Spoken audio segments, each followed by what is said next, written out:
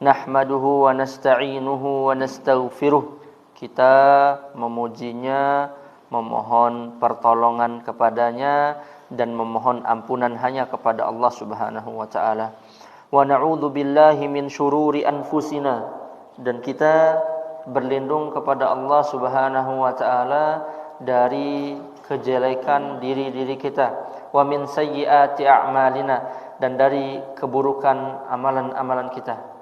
May yahdihillahu fala mudhillalah, barang siapa yang Allah Subhanahu wa taala berikan hidayah, maka tidak ada yang bisa menyesatkannya. Wa man yudlil fala hadiyalah, dan barang siapa yang disesatkan oleh Allah Subhanahu wa taala, maka tidak ada yang bisa memberikan hidayah kepadanya. Asyhadu an la ilaha illallah wahdahu la syarikalah. Aku bersaksi bahwasanya tidak ada ilah yang berhak diibadahi dengan benar kecuali Allah. Tidak ada sekutu baginya. Wa asyhadu anna Muhammadan abduhu wa rasuluh, dan aku bersaksi bahwasanya Nabi Muhammad sallallahu alaihi wasallam adalah hamba sekaligus utusan Allah Subhanahu wa taala. Kita berdoa dengan doa yang diajarkan oleh Nabi sallallahu alaihi wasallam, mutirna bi fadlillahi wa rahmatihi. Kita telah diguyur dengan rahmat dan keutamaan dari Allah Subhanahu wa taala. Maka jamaah kaum muslimin azani Allah wa iyyakum, hari ini kita masuk bab ke-39 dari kitab Fathul Majid li syarhi kitab tauhid, yaitu bab tentang berhukum dengan selain hukum Allah Subhanahu wa taala. Kalau di bab 38 itu dibahas tentang sama orang-orang yang tidak berhukum dengan hukum Allah karena alasan mentaati ulama atau umara secara berlebihan. Nah, di bab ini lebih khusus tentang orang-orang yang membuat hukum-hukum selain hukum Allah Subhanahu wa taala atau menetapkan suatu perkara selain dengan apa yang Allah Subhanahu wa taala tetapkan. Berkaitan dengan hukum Allah, maka secara umum hukum Allah itu terbagi menjadi dua. Yang pertama, al-hukmus syar'i, hukum syar'i. Hukum syar'i adalah hukum-hukum yang berkaitan dengan syariat Islam. Kita kaum muslimin diwajibkan untuk salat, diwajibkan untuk zakat, puasa, berhaji. Itu semua berkaitan dengan hukum syar'i. Termasuk di dalamnya misalnya aturan pembagian warisan. Warisan dalam Islam itu sudah ada ketetapannya, sudah ada hukum eksaknya. Kalau yang meninggal ibunya, nanti anaknya dapat berapa, anak laki-lakinya dapat berapa, anak perempuannya dapat berapa. Itu hukum syar'i. Yang kedua, al-hukmul kauni, hukum kauni. Hukum kauni adalah semua ketetapan Allah Subhanahu wa taala yang berkaitan dengan kejadian-kejadian di alam semesta. Matahari terbit dari timur, terbenam di barat. Kalau siang itu terang, kalau malam itu gelap, api itu panas, jatuh itu ke bawah. Ada nggak jatuh ke atas? Nggak ada. Nah, itu semua adalah hukum kauni, ketetapan Allah Subhanahu wa taala. Dan semua yang terjadi di atas permukaan bumi maupun di seluruh alam semesta itu atas izin dari Allah Subhanahu wa taala. Jadi berkaitan dengan hukum Allah Subhanahu wa taala, apa contohnya orang-orang yang tidak berhukum dengan hukum Allah? Pertama, perlu kita fokus dulu bahwasanya ada beberapa poin yang perlu kita fahami sebelum kita fokus ke bagaimana hukumnya. Yang pertama, seluas apa cakupan dari hukum Allah Subhanahu wa taala. Jadi Yang harus dilihat, yang harus dinilai itu sudah sampai apa cakupannya. Karena sebahagian orang ketika berbicara tentang hukum Allah, diartikan hukum Allah itu tentang hukum pidana. Hukum Allah itu hukum potong tangan.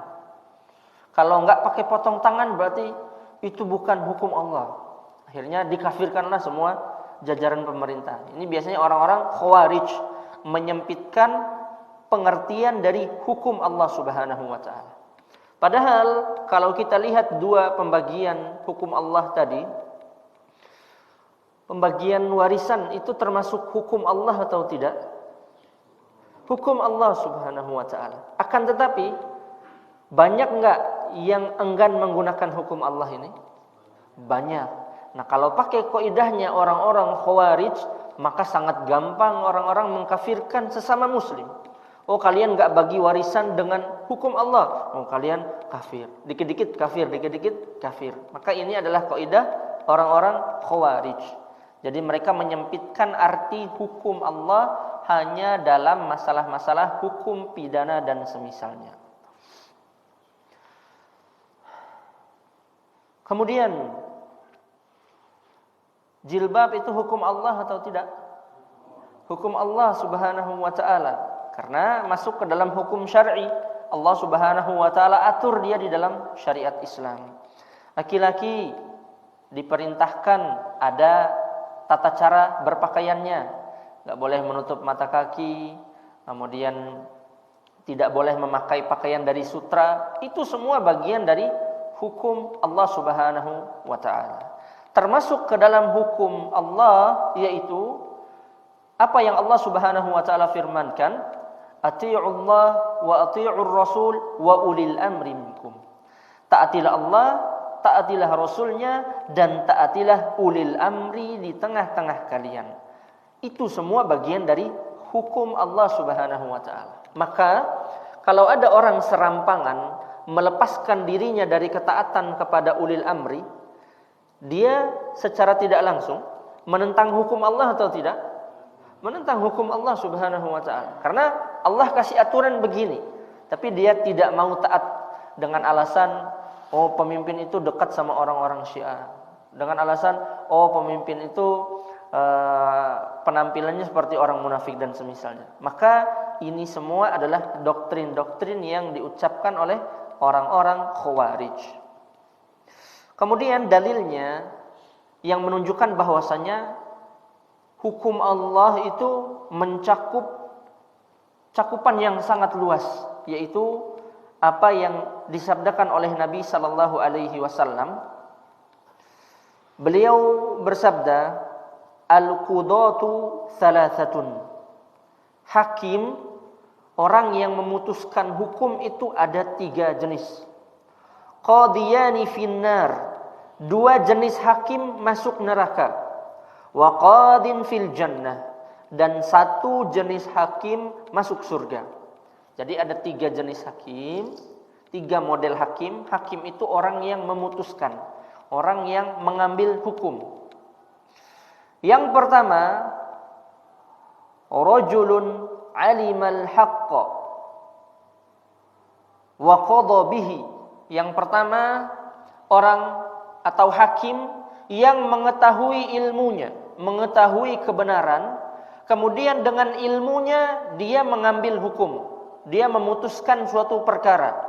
Fahuwa fil jannah. Maka jenis yang pertama ini yang masuk surga. Jadi dia memutuskan suatu perkara atas dasar ilmu, atas dasar kebenaran, kemudian dia dijanjikan surga oleh Allah Subhanahu wa taala. Yang kedua, kata Nabi sallallahu alaihi wasallam, rajulun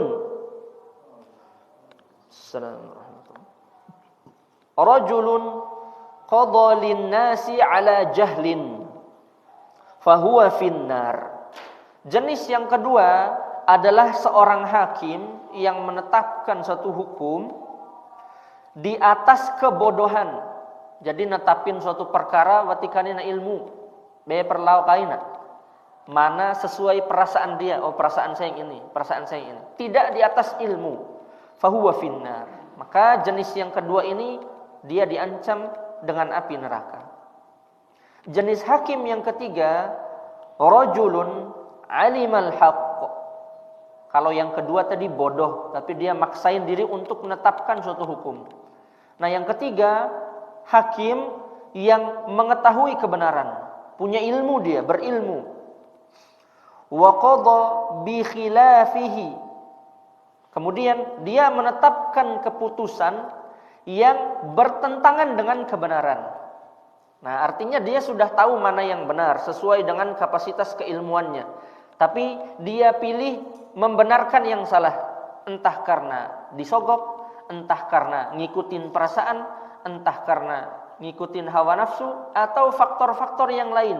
Maka Nabi SAW kabarkan fahuwa finnar. Maka yang ketiga ini masuk neraka. Jadi 3 jenis hakim ini, 3 jenis orang yang menetapkan hukum. Yang pertama, dia berilmu.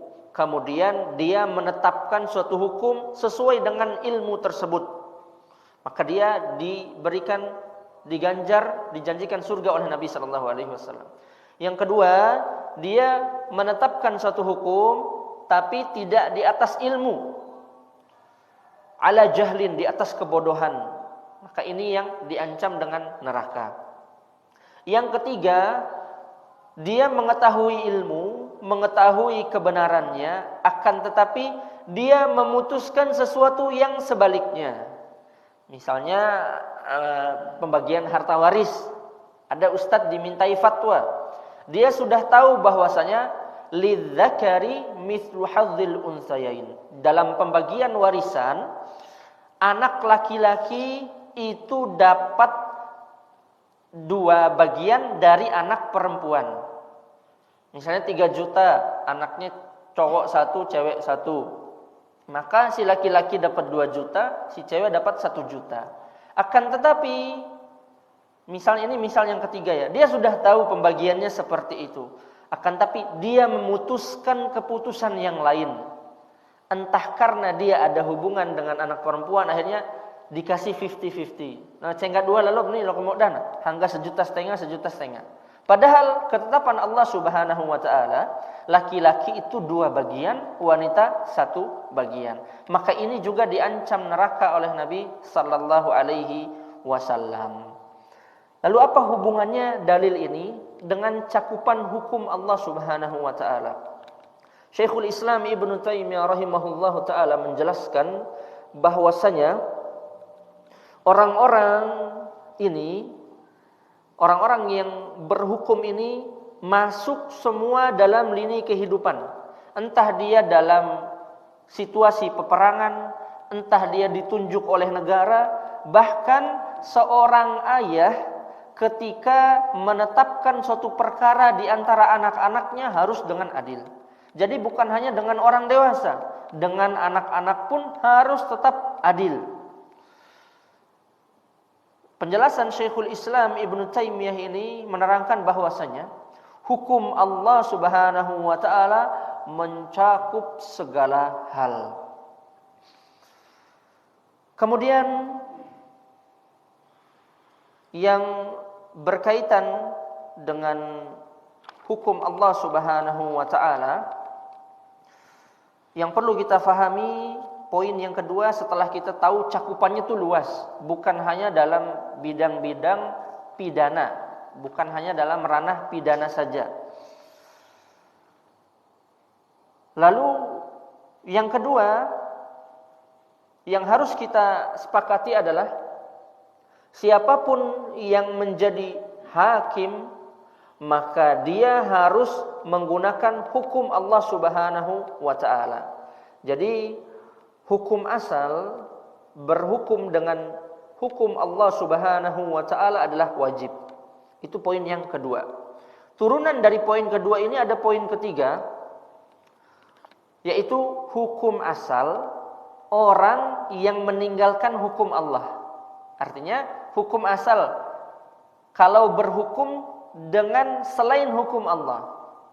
Para ulama memberikan kesimpulan hukum asalnya adalah kufur asghar, kufur kecil, kufur yang dosa besar tapi tidak sampai mengeluarkan dari Islam.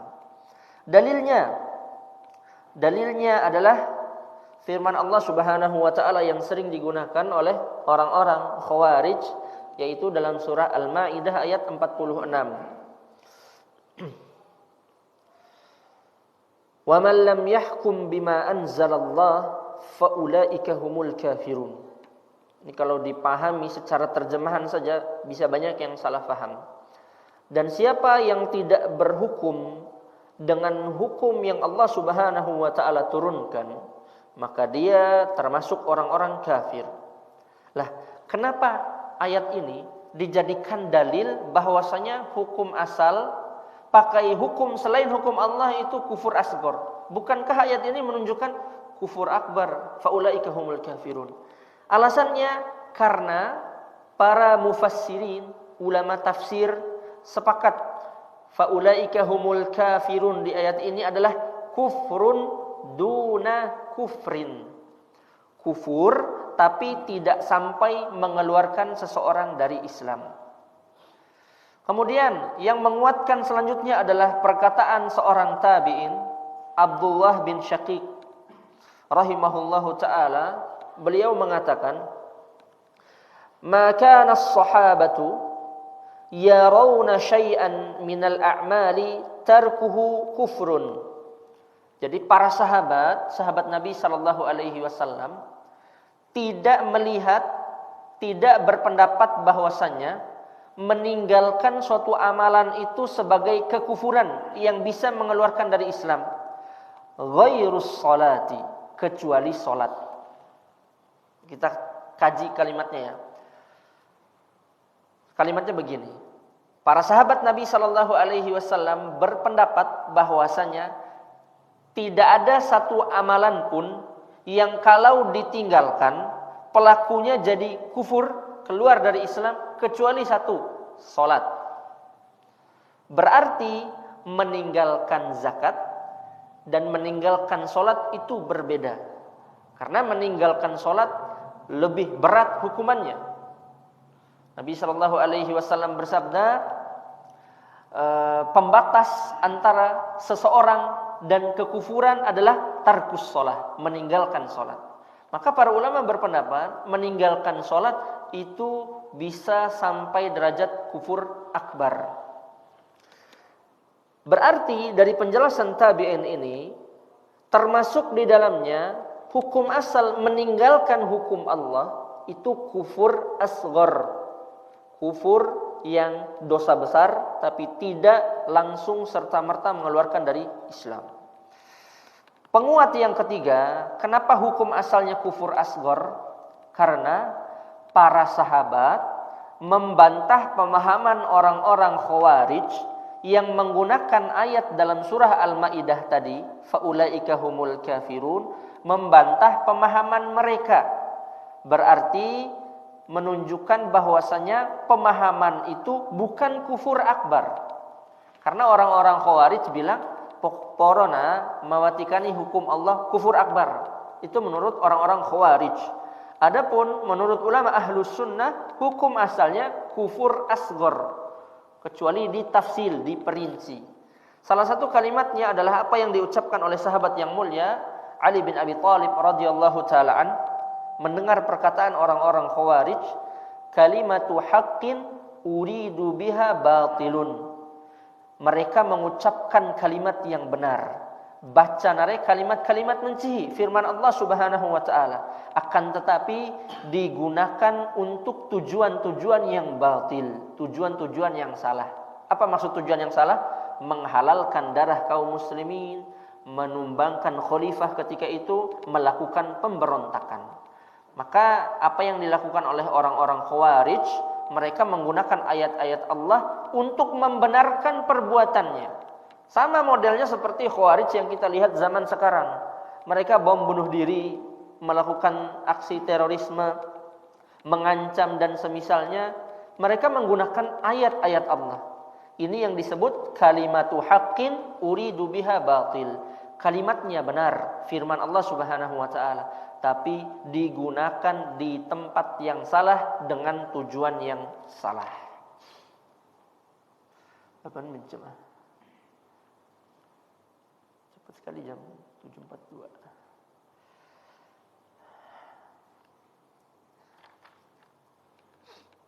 Kemudian jemaah kaum muslimin, azanillahu wa iyyakum, di bab-bab awal Kitabut Tauhid kita berikan perincian tafsil tentang orang-orang yang tidak menggunakan hukum Allah Subhanahu wa taala.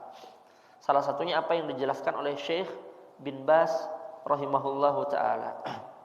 Setidaknya ada 4 jenis orang yang tidak menggunakan hukum Allah. Jenis yang pertama, dia tidak menggunakan hukum Allah. Artinya pakai hukum buatan manusia. Dan dia meyakini hukum buatan manusia itu lebih baik dari hukum Allah. Ini kufur atau tidak? Kufur. Bisa keluar dari Islam. Ini yang pertama nih. Dia pakai bukan hukum Allah. Dia pakai selain hukum Allah, hukum buatan manusia. Kemudian dia meyakini hukum buatan manusia ini lebih baik daripada hukum Allah. Misalnya, dulu kan pernah sering kita lihat komentar di televisi, hukum potong tangan itu tidak sesuai dengan HAM, hak asasi manusia. Lalu dibawakanlah inilah yang lebih sesuai dengan zaman ini. Maka dia meyakini hukum buatan manusia lebih baik dari hukum Allah. Contoh lain, gak usah bahas pidana terus, nanti disalahfahami oleh sebagian orang. Contoh lain, warisan. Yang laki-laki, anak laki-laki yang ditinggalkan ternyata lebih muda, anak perempuannya lebih tua. Laki-lakinya misalnya usianya 15 tahun, anak perempuannya 35 tahun. Ibunya meninggal, udah gak punya suami, udah gak punya keluarga lain, cuma mereka bertiga. Ibu, anak laki-laki 1, anak perempuan 1. Ibunya meninggal, harusnya aturannya lidzakari mithlu hadzil untsayain. Untuk laki-laki itu 2 bagian dari perempuan. Artinya laki-lakinya dapat 2, perempuannya dapat 1. Tidak memandang perbedaan umur. Itu hukum Allah Subhanahu wa taala. Akan tetapi sebagian orang bilang, kasih ada tamsiwe ka, tua pemsiwe. Lebih boto tanggungan mesiwe. Akhirnya diikutilah perasaannya. Kemudian dia meyakini tahu pu'ahke daripada pembagian rumah dari keroa. Maka ini masuk golongan yang pertama, berhukum dengan selain hukum Allah dan meyakini hukum buatan manusia, hukum buatan dia itu lebih baik dari hukum Allah. Ini bisa kufur. Yang kedua, dia berhukum dengan selain hukum Allah, dengan hukum buatan manusia. Kemudian dia meyakini hukum buatan manusia ini sama dengan hukum Allah, setara, selevel, sederajat, setingkat dengan hukum Allah Subhanahu wa taala. Maka meskipun dia meyakini seimbang, setara, selevel, ini juga termasuk kekufuran dan bisa mengeluarkan seseorang dari Islam. Golongan yang ketiga yang dijelaskan oleh Syekh bin Baz rahimahullahu taala, contoh yang ketiga, kondisi yang ketiga, dia berhukum dengan selain hukum Allah Subhanahu wa taala, menggunakan hukum buatan manusia. Lalu dia meninggalkan hukum Allah.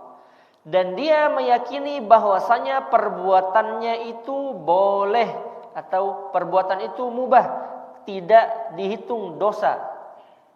Maka ini juga termasuk kekufuran, bisa mengeluarkan seseorang dari Islam. 1, 2, 3, semuanya kufur. Yang pertama, nih kita rinci lagi. Berhukum dengan selain hukum Allah, mereka meyakini hukum buatan manusia lebih mulia dari hukum Allah. Yang kedua, mereka meyakini hukum buatan manusia setara dengan hukum Allah Subhanahu wa taala. Yang ketiga, dia menganggap bolehnya berhukum dengan selain hukum Allah.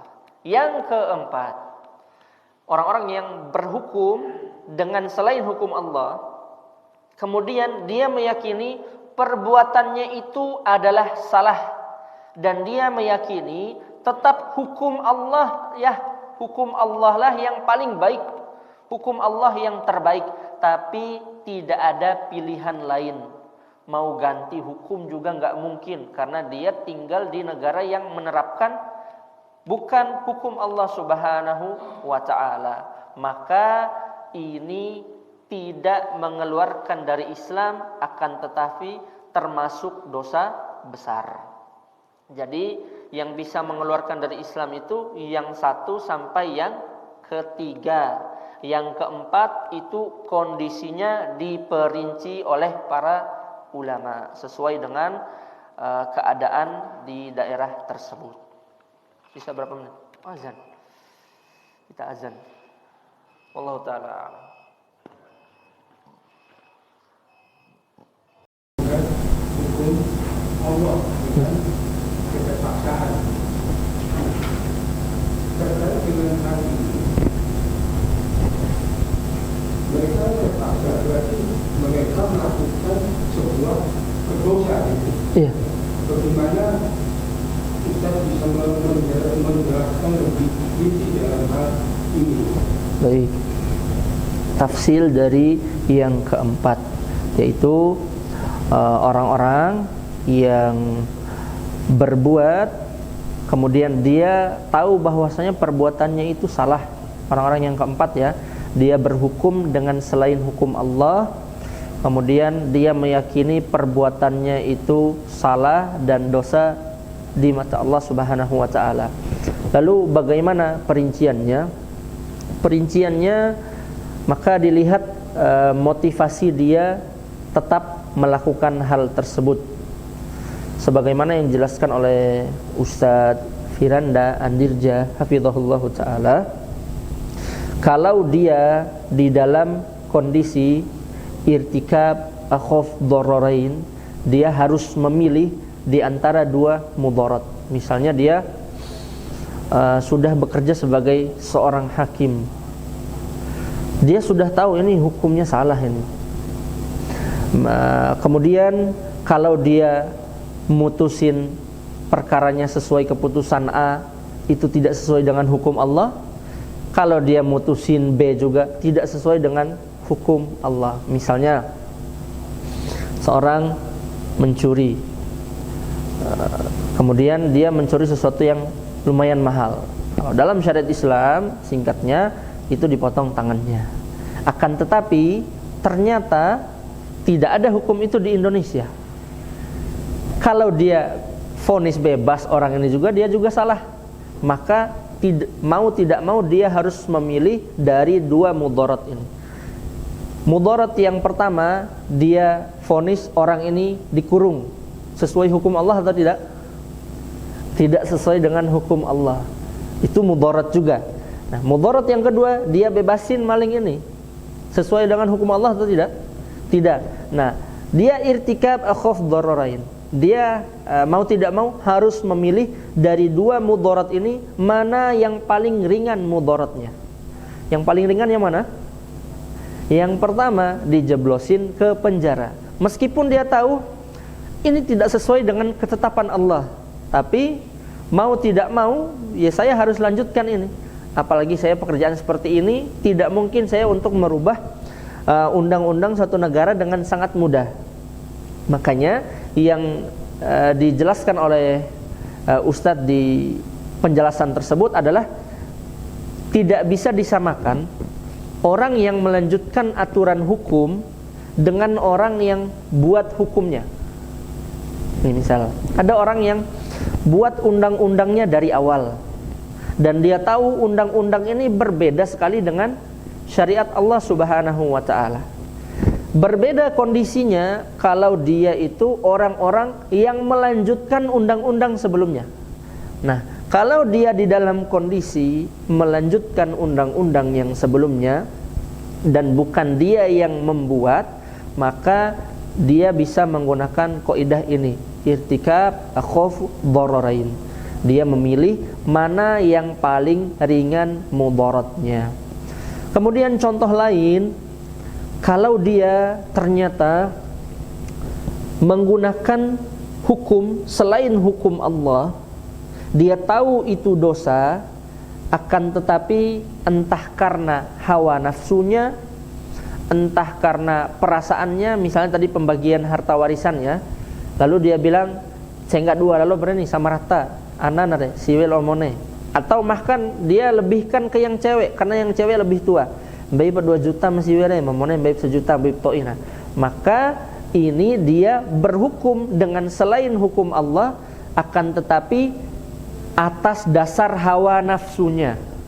Dia tidak terhitung kufur akbar, tidak keluar dari Islam, dia terhitung kufur asghar, kufrun duna kufrin.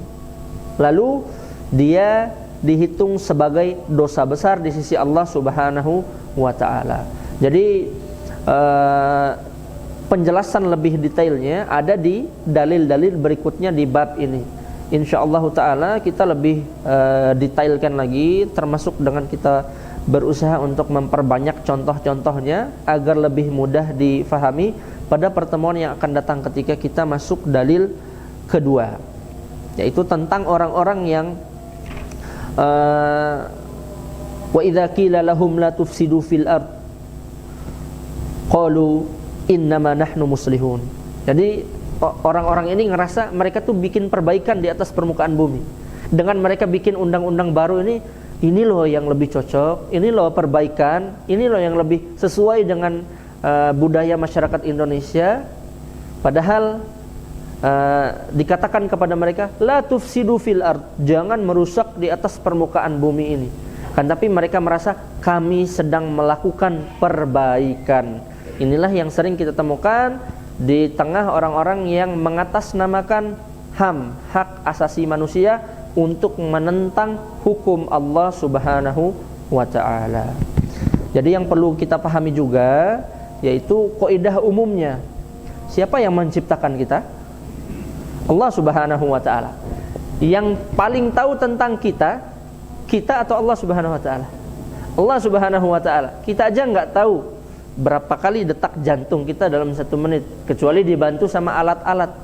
Kita nggak tahu bagaimana masuknya udara ke dalam paru-paru, kita nggak tahu, terbatas. Akan tapi Allah Subhanahu wa taala Maha tahu sedetail-detailnya. Oleh karena itu, yang paling tahu dengan hukum yang paling cocok kepada manusia, dialah yang menciptakan manusia, yaitu Allah Subhanahu wa taala.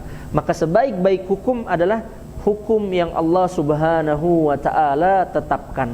Meskipun manusia bilang ini enggak sesuai dengan budaya, ini tidak sesuai dengan perasaan, ini tidak sesuai dengan adat istiadat dan semisalnya, tetap hukum Allah Subhanahu wa taala adalah yang paling sesuai dan paling pas untuk kita manusia. Wallahu taala a'lam. Insyaallah perinciannya pekan yang akan datang.